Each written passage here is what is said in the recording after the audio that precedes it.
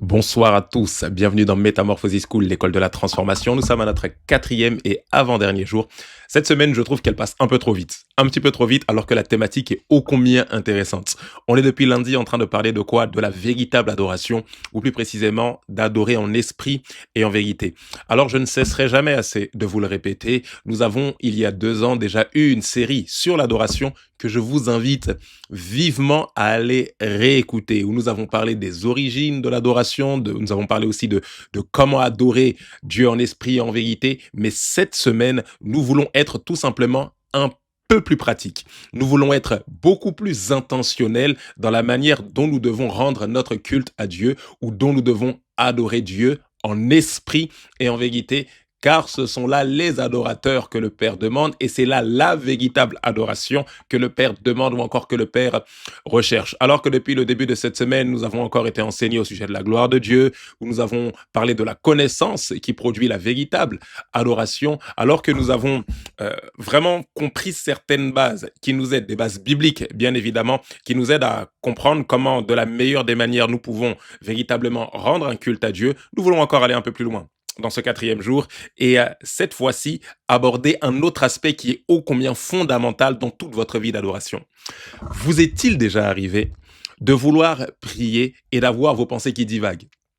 De vouloir méditer la parole de Dieu, lire la Bible, écouter un enseignement, ou même le dimanche, là, dans votre église locale, dans l'église locale dans laquelle vous êtes. Vous est-il déjà arrivé d'être là et de vous dire, voilà, aujourd'hui, je suis motivé, je vais écouter, et puis boum, c'est comme si vos pensées divaguent, c'est comme si vous vous retrouvez totalement ailleurs, vous n'avez plus toute votre attention qui est concentrée sur l'action ou l'activité que vous êtes en train de faire, en l'occurrence, rendre un culte à Dieu. Je sais pas pour vous, mais moi, je plaide littéralement coupable. Complètement, je plaide coupable. Combien de fois ça ne m'est pas arrivé de vouloir être en train de vouloir prier, être en train de prier et me retrouver à penser aux factures que j'ai à payer, aux différentes dettes qui ne sont pas encore soldées, aux différents problèmes que je peux avoir, que ce soit avec les enfants, que ce soit au niveau familial, que ce soit au niveau de l'église, surtout au niveau du ministère.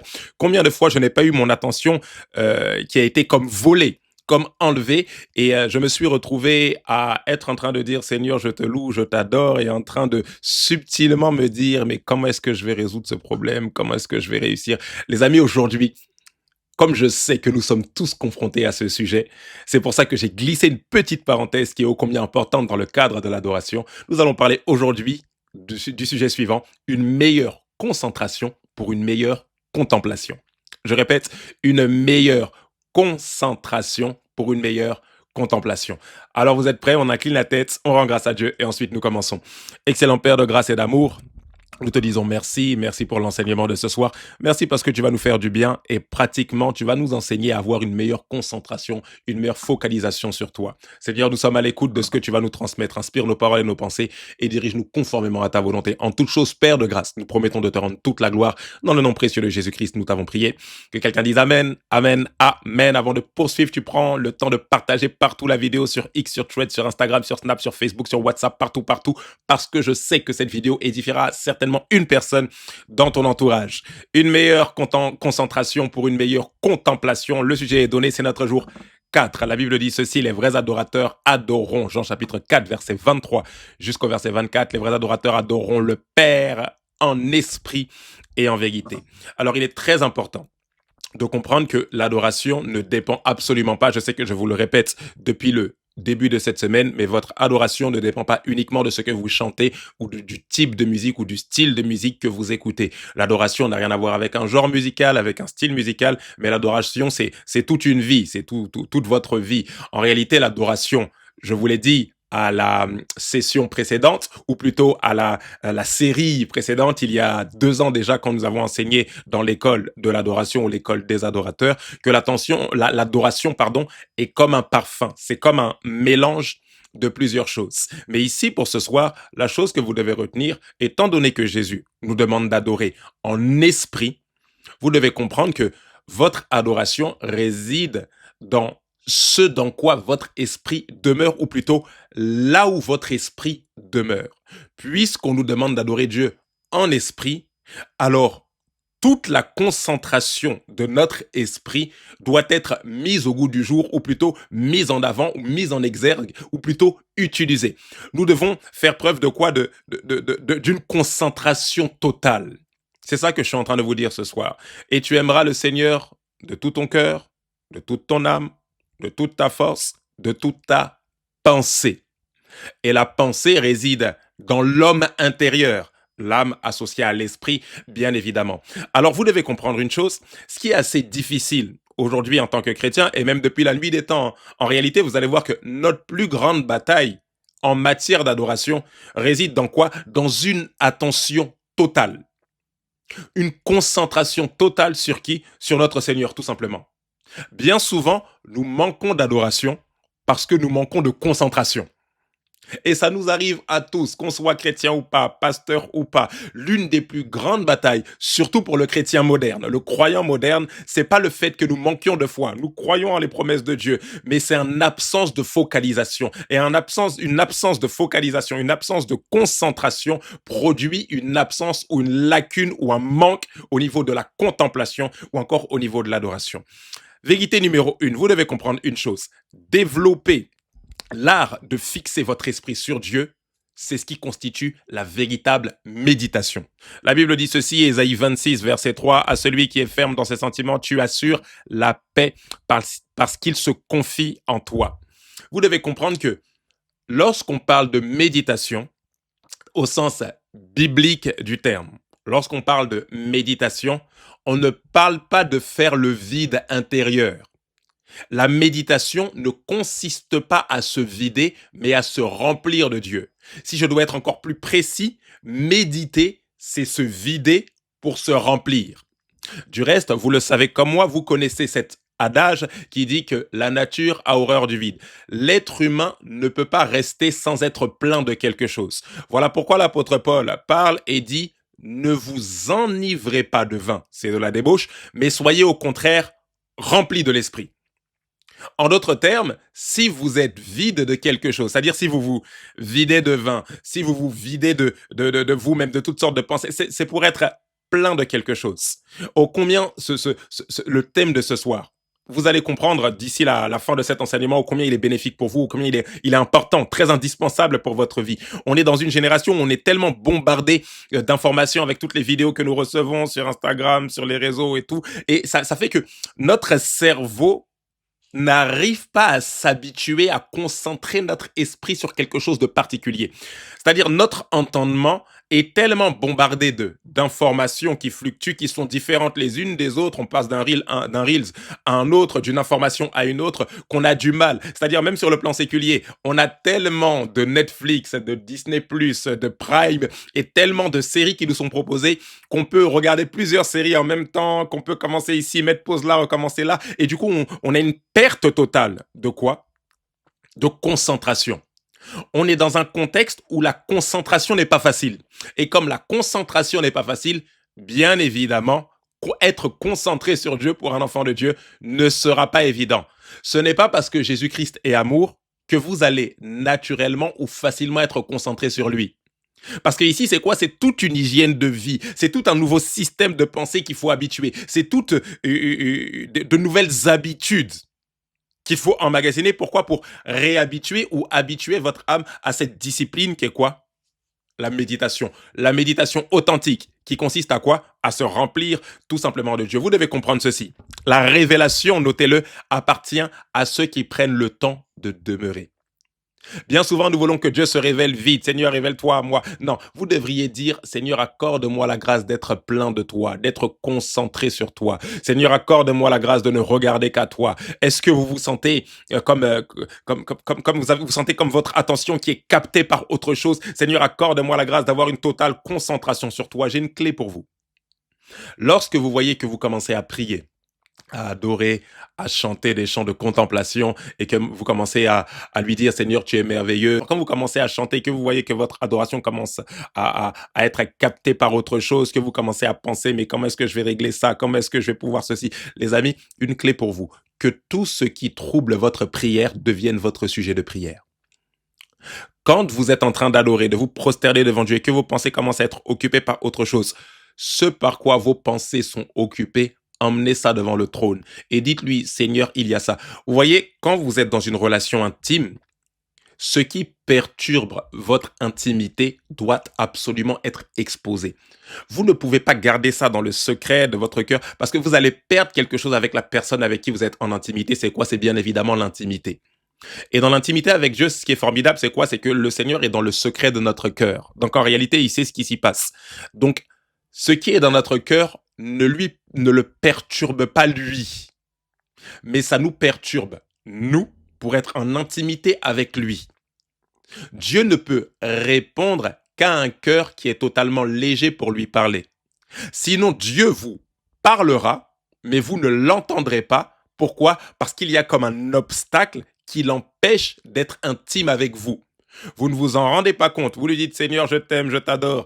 Seigneur, vous lui dites même dans vos temps de prière, Seigneur, réponds-moi. Et vous n'entendez pas la réponse qui a déjà été envoyée parce que dans votre cœur, il y a le trouble qui est lié aux factures. Il y a le trouble qui est lié à ce problème relationnel. Il y a tellement de choses qui sont comme des zones d'ombre qui vous empêchent. Les amis, livrez votre cœur. Que tout ce qui vous empêche de prier devienne votre sujet de prière. Que tout ce qui vous empêche d'adorer devienne le sujet que vous livrez à Dieu dans un temps d'intimité. Parce que l'adoration se définit également comme étant un temps d'intimité. Et quoi de plus intime que de partager les secrets de notre cœur? Dieu ne veut pas que vous l'adoriez avec votre tête, mais Dieu veut que vous l'adoriez avec votre cœur, avec le plus profond de votre homme intérieur. Et pour ça, vous avez besoin de livrer tout ce qui dans votre cœur est un obstacle à sa présence. Les amis, quand vous priez et que vous voyez que la prière devient lourde, cessez de prier de façon machinale et commencez à parler de ce qu'il y a sur votre cœur à Dieu. Vous verrez que vous pourrez faire 10, 15, 30, 40 minutes de prière en lui disant, Seigneur, je ne sais pas pourquoi je ne suis pas concentré sur toi. Des fois, il n'y a pas de sujet, mais c'est juste dire, Seigneur, je ne sais pas pourquoi, mais je n'arrive pas. Je n'ai même pas envie de prier en ce moment. C'est vrai que je le fais, mais j'ai l'impression que je suis hypocrite en le faisant. Seigneur, mon cœur est tellement troublé par tellement de choses. Seigneur, je sens que je ne suis pas sincère, que je ne suis pas vrai. Seigneur, accorde-moi la grâce d'être plein de toi. Accorde-moi la grâce d'être rempli de l'esprit. Ne vous enivrez pas de vin, c'est de la débauche, mais soyez au contraire remplis de l'esprit. Seigneur, vide-moi de moi-même. J'ai tellement d'ambitions personnelles qui sont sur le trône. Vide-moi de moi-même afin que je sois plein de toi. Les amis, vous devez le comprendre. Un esprit dispersé contemple difficilement Dieu, mais un esprit affermi devient naturellement un adorateur. Vous affermissez votre esprit lorsque votre âme n'est plus troublée par toutes sortes de choses ou de pensées, mais que vous avez amené les pensées de votre âme devant le trône de la grâce. Et devant le trône, vous livrez toutes ces choses-là et le Seigneur vous donne un cœur léger pour pouvoir l'adorer en esprit et en vérité. Vérité numéro 2, déconnectez-vous régulièrement pour vous connecter régulièrement à Dieu. C'est très important. Déconnectez-vous régulièrement, mais connectez-vous régulièrement pour vous connecter régulièrement à Dieu. Alors, on a un outil de communication qui est juste formidable, hein, c'est le plus puissant de toute l'histoire, mais c'est bizarre. Cet outil de communication, d'une manière générale, en notre téléphone, vous savez, je parle de notre téléphone portable. Bon, aujourd'hui, ça peut être notre téléphone, notre tablette, notre ordinateur portable, tout. Cet outil de communication nous empêche parfois ou bien souvent de communiquer avec Dieu. Je vous l'ai dit tantôt, avec le téléphone, on peut faire beaucoup de choses, on peut communiquer, c'est le sens même du téléphone, s'appeler, on peut travailler avec, on peut se divertir avec, on peut regarder des vidéos, on peut naviguer sur Internet, on peut faire quoi? On peut jouer, on peut payer nos factures, même avec le téléphone, en fait, on peut faire toutes sortes de choses. C'est-à-dire, il y a du contenu à l'infini qui est présent, qui sont présents dans nos téléphones portables. Il y a des contenus à l'infini et ça nous permet à la fois de quoi? De pouvoir communiquer, mais c'est en même temps très addictif. Oh, j'avais donné une série, un enseignement dans notre église locale, au centre de grâce et de restauration, où j'expliquais la chose suivante, que les études montrent que un adulte peut passer 3 à 4 heures par jour sur son téléphone, et les plus jeunes peuvent passer entre 5 à 7 heures. Ça, c'est une moyenne, hein, mais je sais qu'il y en a qui font beaucoup plus que ça, et on ne voit pas le temps passer hein, avec les scrolls. On peut faire 1 heure à scroller, et il y a cette forme de dopamine qui est comme mise à ébullition. Pourquoi? Parce qu'il y a le désir d'avoir toujours plus d'informations, toujours plus de nouvelles informations, toujours connaître encore plus, toujours savoir encore plus. Et à côté, la connaissance qui mène à la révélation de Dieu, c'est comme si nous la sapons. Alors que, d'une manière générale, pareil, les études nous prouvent que la Bible peut être lue entre 50 à 72 heures. environ. Donc vous vous imaginez un peu, le Nouveau Testament à lui seul peut être lu environ à peu près en 24 heures. Donc ça vous donne un peu une fourchette. Si vous remplaciez un peu le temps que vous passez sur les réseaux, quand vous calculez ou sur votre téléphone, vous verrez que sur une année, vous pouvez lire la Bible plus d'une fois. Alors souvent, on demande au Seigneur de nous diriger, de nous conduire. Seigneur, influence nos pensées. Seigneur, donne-nous la révélation de ta personne. Et nous allons prendre notre téléphone tout de suite après. Je vous assure que si vous évaluez le temps que vous passez sur votre téléphone et que vous remplacez ce temps-là par le temps passé à lire votre Bible et à la méditer, il y a longtemps que vous aurez compris ce que Dieu attendait de vous en ce qui concerne votre destinée. La destinée, vous ne la trouverez pas nécessairement sur Instagram. Bien que sur Instagram, il y a des reels où on parle, où il y a des contenus chrétiens, il y a des reels où on parle de toutes sortes de choses, c'est-à-dire on nous donne des conseils, il y a des influenceurs qui parlent de ceci, qui parlent de cela. Mais vous devez comprendre une chose, tout ce qui occupe trop votre attention, si le téléphone occupe beaucoup trop votre attention, ça va finir par bouffer votre affection. C'est comme si, en réalité, ce à quoi vous vous attachez, ou ce sur quoi vous placez toute votre concentration finit par prendre votre cœur. C'est comme ça que on peut se retrouver notre téléphone en main sans s'en rendre compte. Et ce téléphone en main, nous scrollons, nous ne savons même pas pourquoi nous scrollons, mais nous sommes tellement attachés. C'est-à-dire, il y a comme une romance qui est développée avec votre téléphone. Alors, la déconnexion consiste à quoi? À tout simplement éteindre son téléphone. Éteignez votre téléphone ne serait-ce que 30 minutes par jour, ne serait-ce que 10 minutes par jour. Éteignez-le. Je parlais de l'éteindre totalement. Éteignez votre téléphone ne serait-ce que 15 minutes. Est-ce que ça vous est déjà arrivé de prier ou de prendre votre Bible et de voir qu'il y a une notification ou d'aller même, des fois il n'y a même pas de notification, mais d'aller vérifier s'il n'y a pas une notification. Ça nous bouffe tellement. Le mieux, c'est quoi? C'est quand vous êtes à la maison, quand vous êtes dans un temps où vous êtes au calme, quand vous sortez du travail ou quand vous allez au travail, éteignez votre téléphone, ne serait-ce que 10 minutes. Prenez 10 minutes d'avance sur votre trajet et éteignez-le ne serait-ce que 10 minutes et faites le vide totalement. Ne parlez à personne, rien ni personne. Faites le vide pour être plein de Dieu et dites-lui simplement, Saint-Esprit de Dieu, remplis-moi. Allez avec une Bible papier dans votre voiture, prenez juste 10 minutes. 10 minutes, 5-10 minutes, et dites-lui, Seigneur, remplis-moi de toi et vide-moi de moi-même. Seigneur, voilà, je t'accorde ces 10 minutes et je suis totalement concentré sur toi et sur toi seul. 10 minutes par jour, ça équivaut à quoi? Si vous multipliez par 7, ça équivaut à 70 minutes par semaine. C'est déjà pas mal. 70 minutes, ça équivaut à 1h10 passées dans la présence de Dieu sur une semaine. C'est pas mal que 0 minutes. On peut commencer par 5, on peut commencer par 10 minutes, mais les amis, coupez, déconnectez-vous parce que souvent la connexion au monde qui vous entoure va toujours vous déconnecter de Dieu parce que il y a trop d'informations et Dieu a besoin pour vous parler que vous n'écoutiez pas plusieurs voix.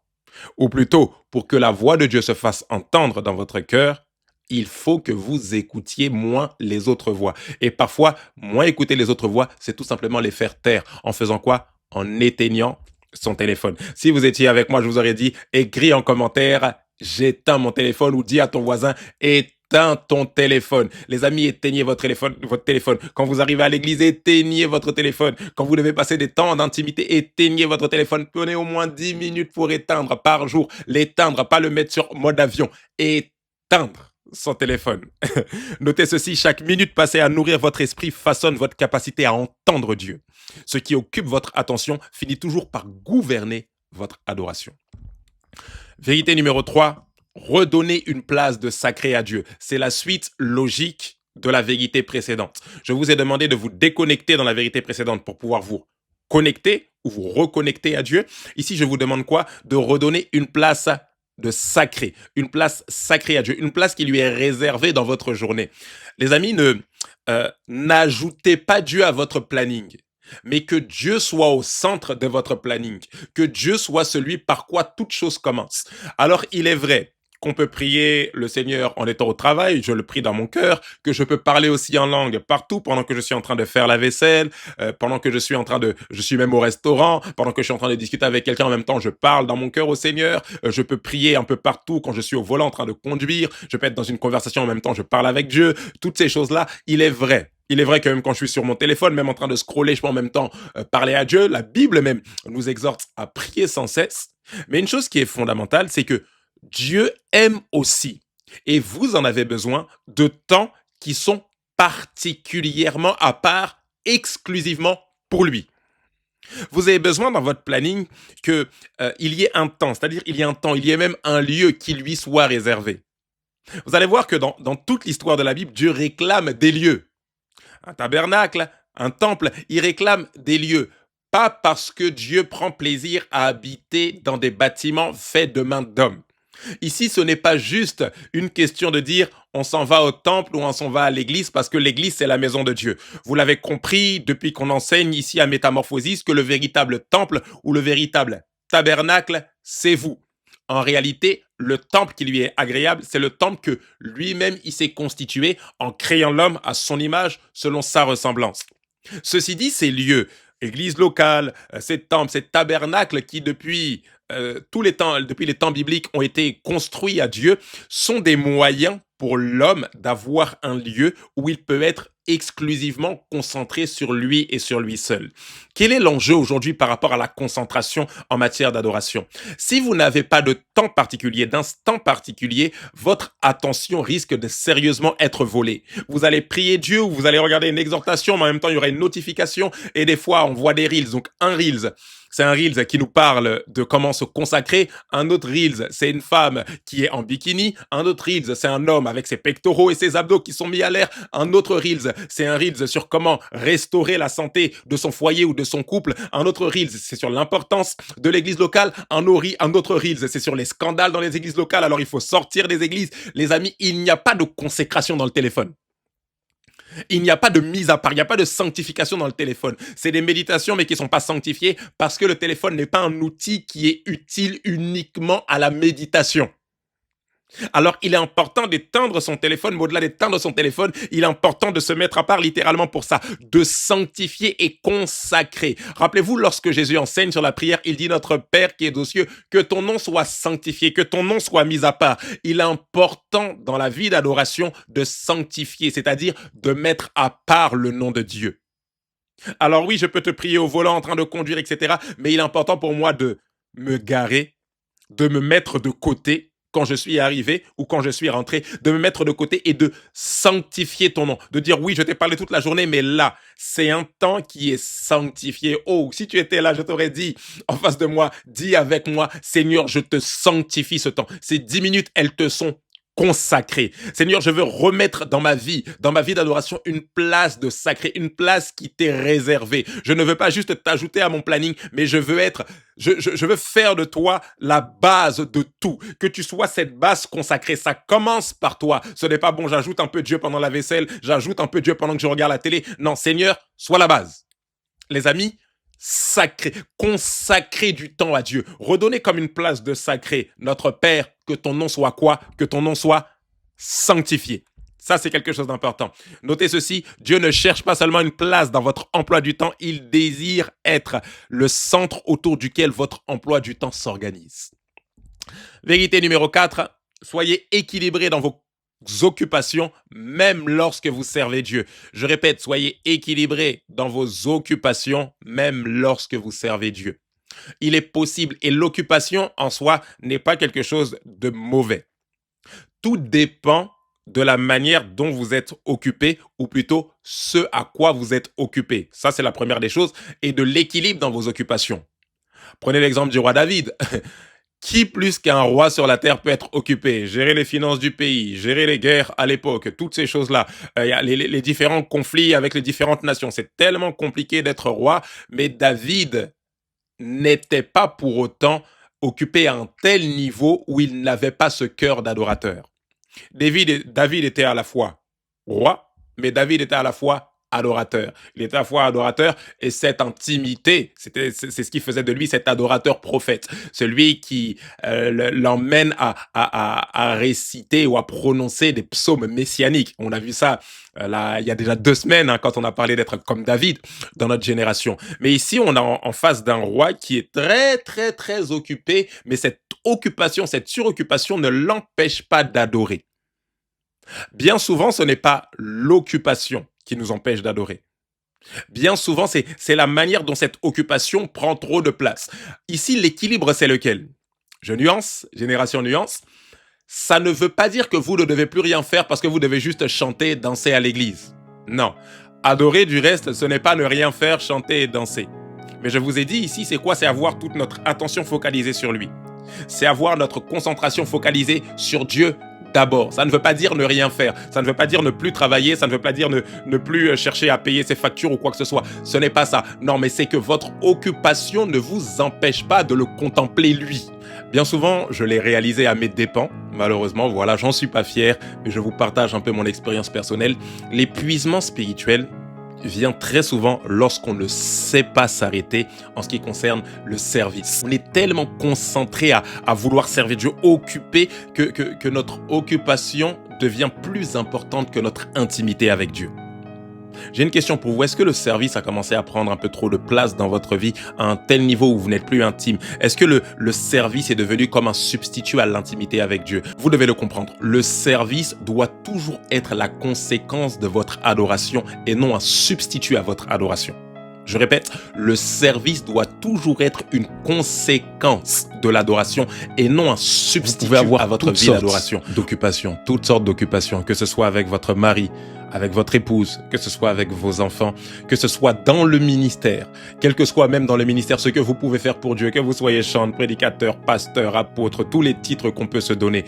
N'oubliez jamais qu'aucune occupation ne doit prendre la place de votre adoration. Comme David, soyez en mesure d'être des rois, mais en même temps des adorateurs, d'être des présidents, mais en même temps des adorateurs, d'être des pasteurs, mais d'être des adorateurs. Du reste, que votre vie d'adoration en esprit et en vérité soit comme le moteur de tout ce que vous faites pour Dieu. Je le répète, que votre service pour le Seigneur ne soit jamais un substitut à votre intimité avec le Seigneur. Oh, ma prière, alors que nous sommes en train de clôturer, c'est que le Seigneur vous accorde la grâce d'être intime, qu'il n'y ait aucun étranger qui se glisse dans votre intimité avec lui. Là où vous manquiez d'attention, là où vos pensées divaguaient, que le Seigneur ramène vos pensées captives à l'obéissance à Christ et que vous ayez une totale concentration sur lui et sur lui seul. Père de grâce, que ce soit notre partage, que ta grâce demeure sur notre vie d'adoration. Nous ne pouvons pas t'adorer sans toi. C'est toi qui peux nous permettre de devenir ces adorateurs que tu demandes.